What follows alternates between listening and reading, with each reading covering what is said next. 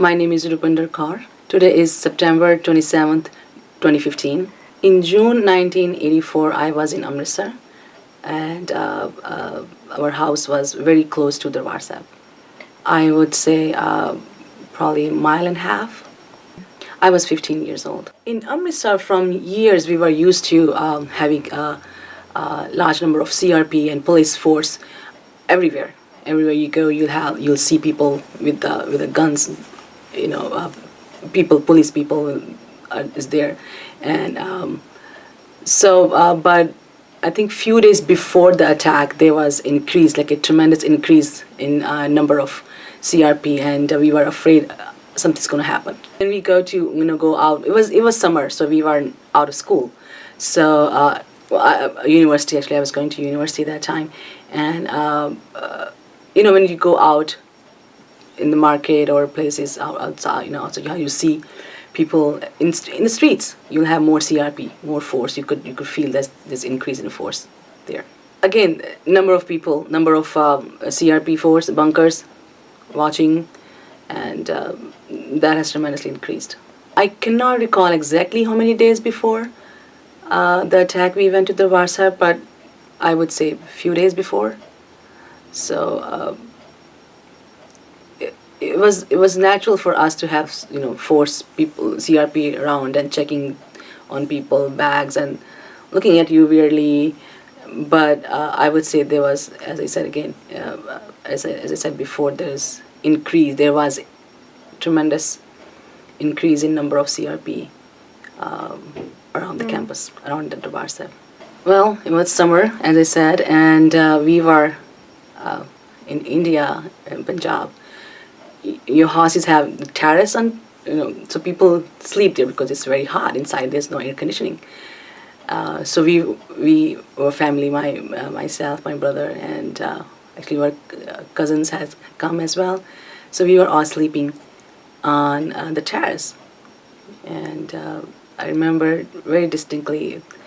It was barely dawn, and I woke up out of my bed, jumped out of my bed with the sound of bomb blast. Like, what happened? So, and soon I woke up, and then my brother and my sister. Then we started seeing people around our houses who were also sleeping on terrace.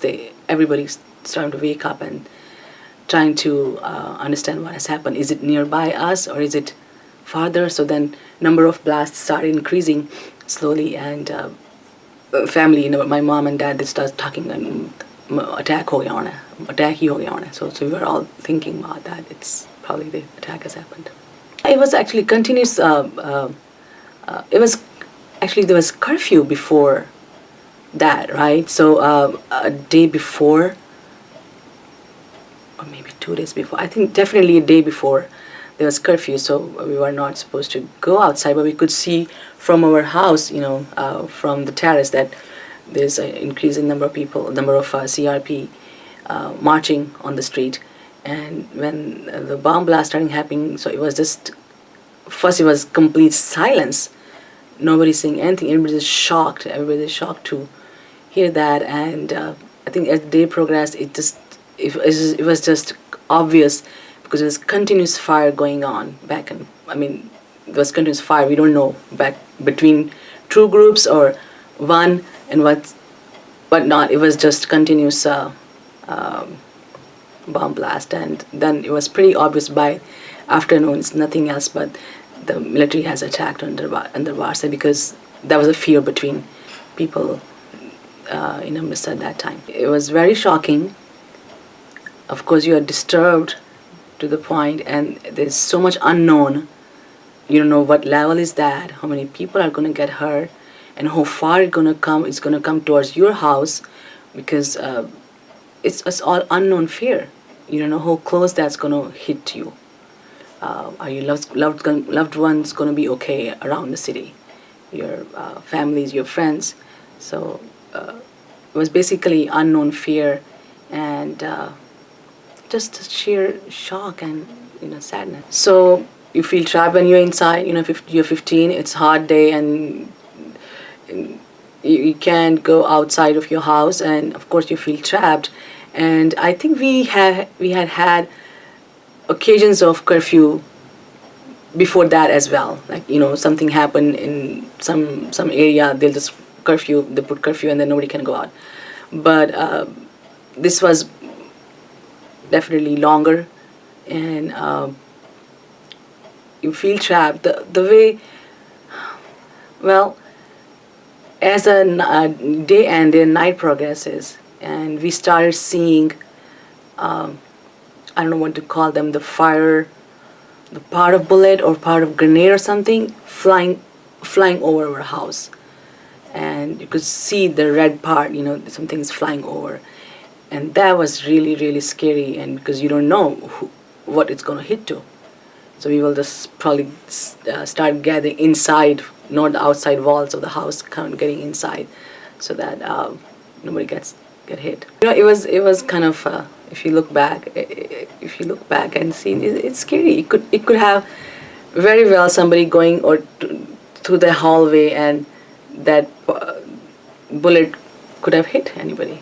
And actually later on we found out my sister's house, who used to live actually closer to the WhatsApp than us, their house, their terrace, they had those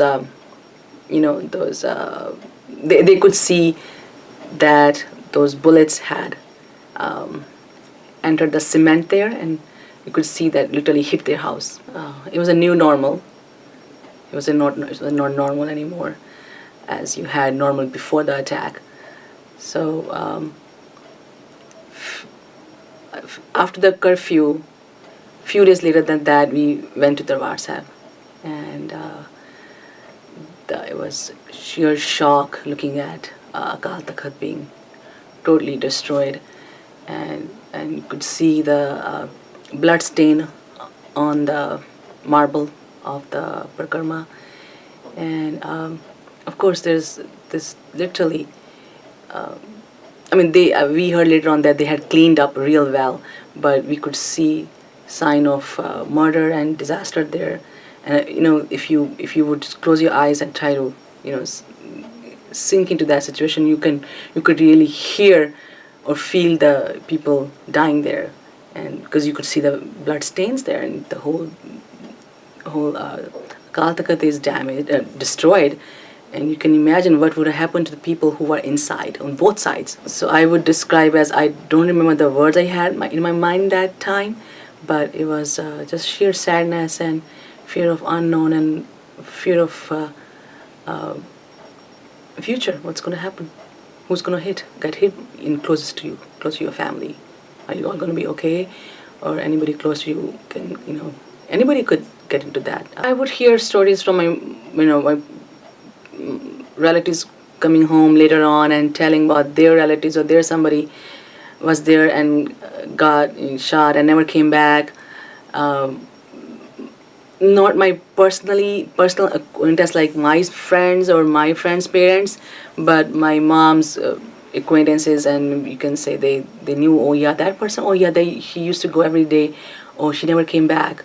So like that. But new normal, I think what I was talking about is more in your head as well, that it's not the same anymore. The Varsa is being attacked by Indian government, and at 15 you are thinking you are living in this country and your own government is attacking you. What's your future? What's going to happen to you? Let alone many years, but next year, because we're going to college, university, are we going to have exam this year or not?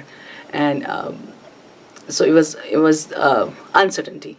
It was uncertainty that how our community is going to react now, because it's a big attack. It's like it's going to be it could be chain reaction.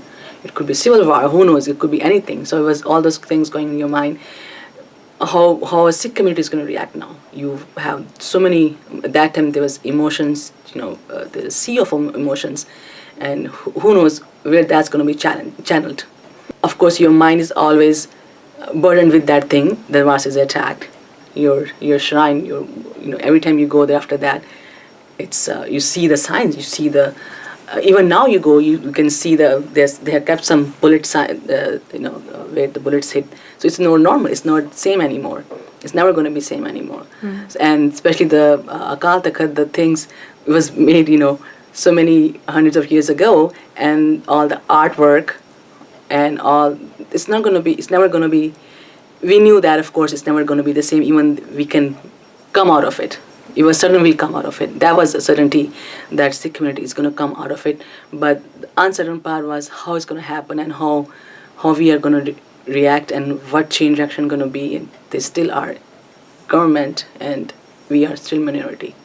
It was like a second home, basically. It was not something like pilgrim will come and, oh yeah, we're going there, we're seeing that. It was just our second home. We would go. I remember when we were little, my school it was Sri Guru Ram Das school. It was very close to the Darbar Sahib area, and after the exams, especially when we have a shorter day or the day of the exam, so me and my friends will just go to Darbar Sahib afterward exams and then go home by ourselves. There's no fear or any kind. I'm talking about when we were like in, I don't know, 3rd grade, 4th grade. So that never returned. That thing never returned. Even now, people wouldn't like feel safe to do that. I don't know at this point, but during that time, it wasn't safe to do that. So going there, walking around the Parikrama, going inside, sitting inside. I used to go with my grandma, and I will just sit down and listen to Kirtan inside the Harmandir Sahib. So of course, it was a peaceful place you could ever go to, and it was not something. It was something you take as granted because it's there. You can go anytime. I'm not sure that we used to go every single day, but we'll go pretty frequently. Of course, it's November, right? And I was in Khalsa College. I used to go to Khalsa College. So people came to our classrooms and said the school's out because they're closing the classes because this has happened. So we were taken out of the classroom, but we were not let out yet. So we were all gathering at this place, at this common room kind of area. So me and my friends, so the reaction was mixed. Lots of the people, students, boys and girls, they were, of course, kind of happy that Sikhs have taken their revenge. But some of us were like, were not sure again, how's that going to lead up now? I still distinctly remember one of the girls said, you know what, it's not going to be, we shouldn't, it's not a happy moment. You don't know what's going to happen now. Most people, you could see the history repeating because anytime the Darbar Sahib has been attacked in past history, and Sikhs have gone back to the attacker, and you can say revenge, or you can say they have corrected that, or they have made sure that it's heard loud and clear that they shouldn't be doing this kind of action. So in my mind, that's like, oh, again, the same thing has happened. Like when back in the history, people attacked on the Darbar Sahib and Baba Deep Singh time, and they went back, and same thing has happened. Then again, it's uncertainty. Now what's going to happen? Now what? She's assassinated. Of course, main leader of the government, and you're still minority. What's going to happen now? So the fear was there. I think we started hearing something little bit, in bits in next couple of days from here and there. From I don't know. In news, they didn't, of course, show clearly, but they were close, of course, reporting that something is going on there. But the severity of it came to us in bits and pieces over the weeks and months, or when people travel or call and people find out from other relatives and friends what has exactly happened. So you will hear one thing from every source that they were putting tires on people's head and burning them alive. There was one thing from every source you would hear that, people seeing that, people witnessing that, and some of the family members, that happened to family members as well. My Masterji's brother, he was traveling in train, on the train, I think from Bombay to somewhere, but he was of course attacked, and he was beaten and left to die there on the tracks by somebody probably. He survived because somebody took care of him later on and took him to hospital or something. Yeah, that was the one very close to our relationship, and one of my that was also person just disappeared. My mom's side cousin's son, he just disappeared. He never. So we don't know where was he and where was he traveling, and he never came home.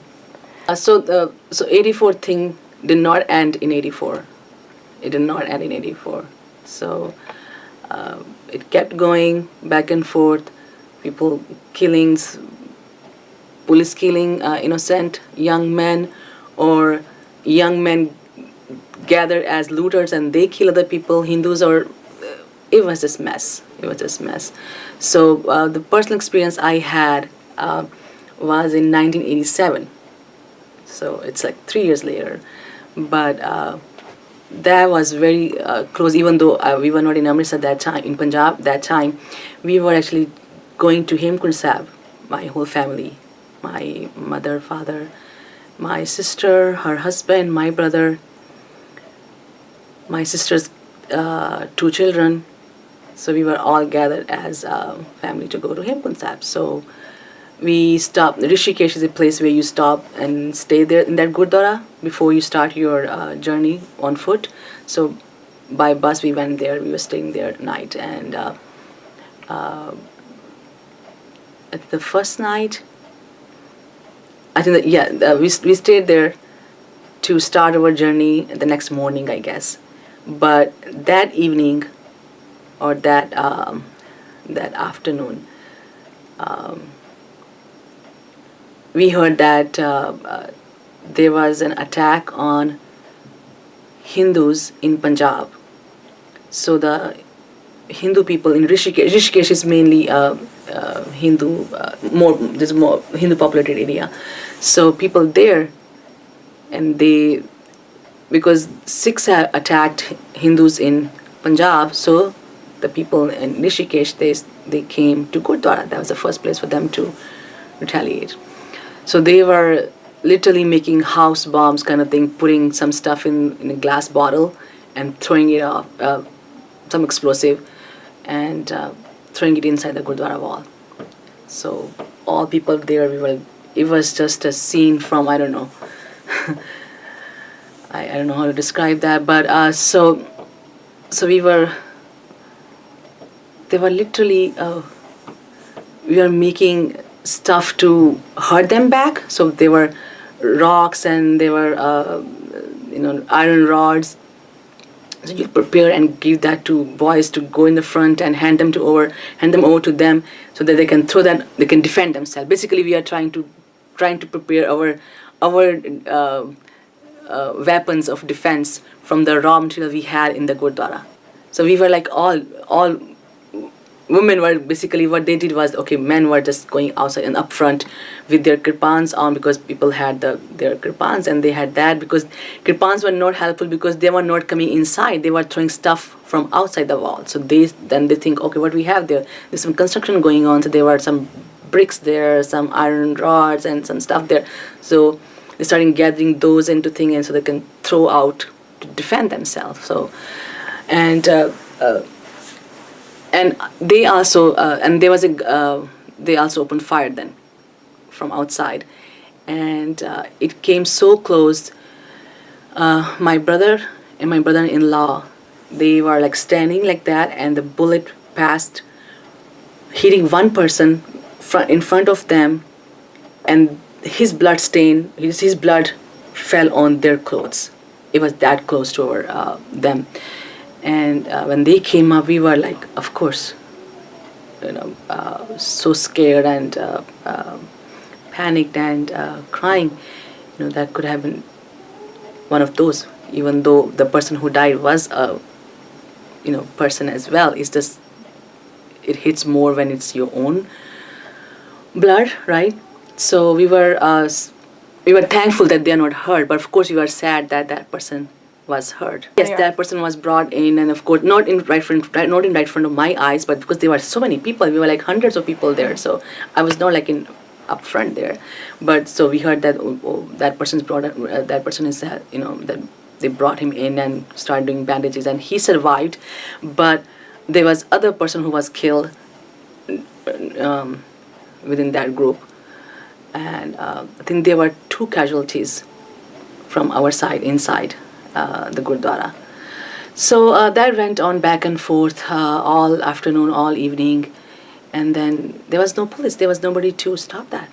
They just kept it happening for many hours. Police knows they're outside. We're trapped in Gurdwara inside. They know what's happening, of course, because there were mobs around the Gurdwara.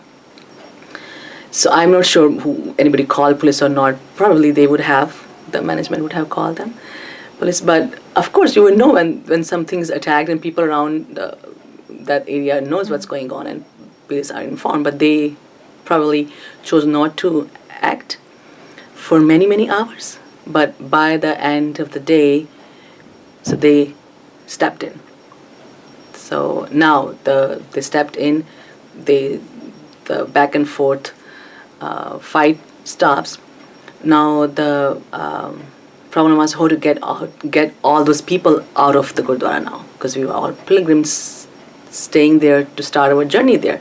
They said you cannot go to the Rishikesh now, so you have to go back to Punjab. Now the point is how to transport all of us safely, because people around that city are still mad and they can still attack. So they brought a couple of buses and put us all in there before the nightfall. So it was what month was that? I think it was July. It was very hot and humid. I still remember. It's very hot and humid, and we were all stuffed in buses, like overstuffed in the buses, because there were only 2 or 3 buses and we had more people than we could fit in there.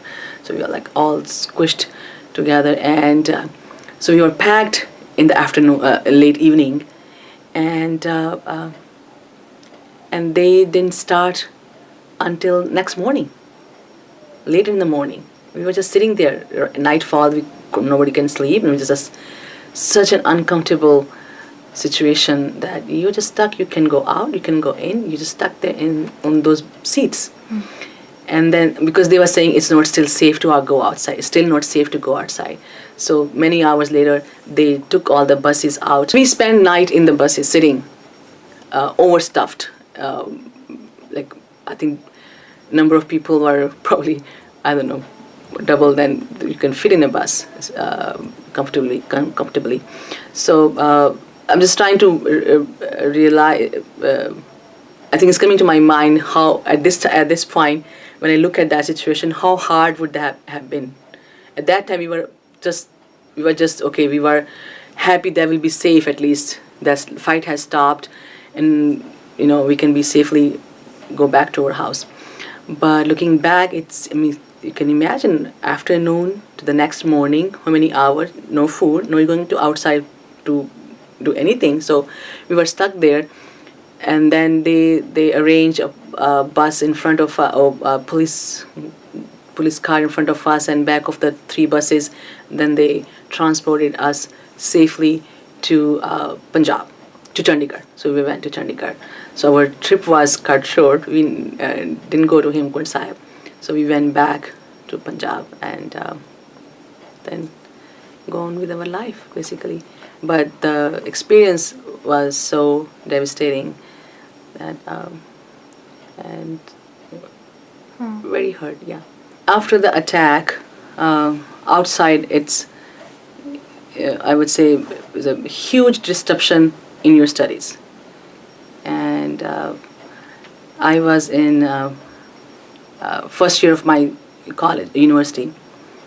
they call pre-medical. So I was going to medical, was planning to go to medical school. So there was a prep class and there's a pre-medical class. So I was in preparatory class first year, and you're sitting in the classroom and people would come and okay, they'll say, "Bole Sonehar, Sat Shri Akal, class is off. Go out to houses. We're not letting you stay here. Join our movement." So they were like Khadku people. They wanted people to join the movement, and or if not join the movement, at least rebel and don't let them have the normal school or classes for you. But on the other hand, you have your classes going on. You have to take your exam, so you're continuing your education, and it's disrupted. Basically, it's a huge disruption every other day, and then in exam time, so we don't know, it might be postponed. So we have postponed exam all the time. Test is postponed. So for those 2 years, for 84, 85, there were huge disruptions. So I think that has a lot of effect on external point of view. You can say that who knows what route I would have taken if the disruption wasn't there. And internally, I think it was, it brought me closer to the, I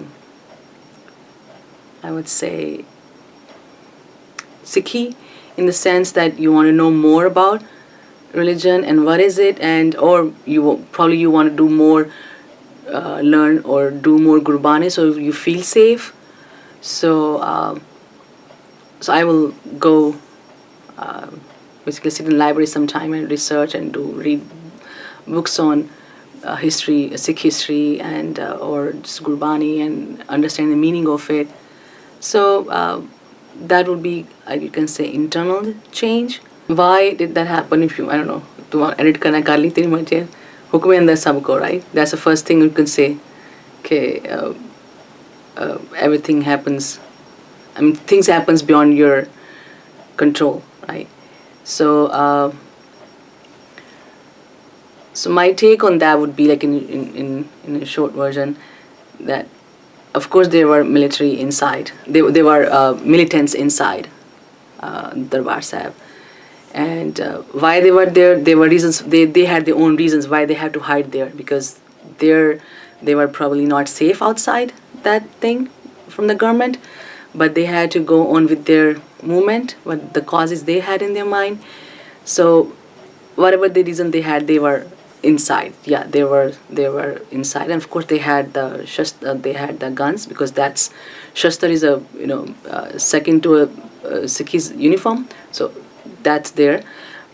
And now, from a government point of view, if you have to eradicate them, there could have been many ways, less drastic ways, to get them out of there. You are, like, in Indian government, you are government, we are minority, you probably have more, of course you have more force, you have CRP all around the camp, the Warsaw, all the time. So they could, many other less destructive ways they could have taken them out. Choosing the day of the maximum pilgrims in the complex, and choosing that much force to get this couple of main people out, and not warning people, and even inside the complex or outside, nobody can justify that. Sikhano Sikhi na judna chahiye, basically. We need to know what Sikh means, what Sikhi means, from the deepest of your soul. It's not just having long hair, or having your just outlook as identity, Sikh identity. That's important, but what is true meaning of a Sikh? What's your connection with Vaheguru? I mean, how you create that connection. So basically, going towards our roots and knowing and becoming a real Sikh. That's the main part, I would say, is important for Sikhs to be. And then on the other hand, like recording these kind of histories you are doing, that's an excellent thing for next generation to have. Otherwise, this will be all gone. So they need to know their history, because that's never it's never going to be from the government that they're going to record this history and have in the schools. But somehow, if organization like you guys are doing recording history, somehow that should be, you know, that should be given to the next generation. That's very, very important. And also, when, as I said, when you say Sikh, every Sikh need to be, first get very close to what Sikhi means. Just outside Sikhi and hatred towards other religion is not Sikhi. So it's love for all mankind. That's what Sikhi is. It's not just your own religion, but love for all mankind.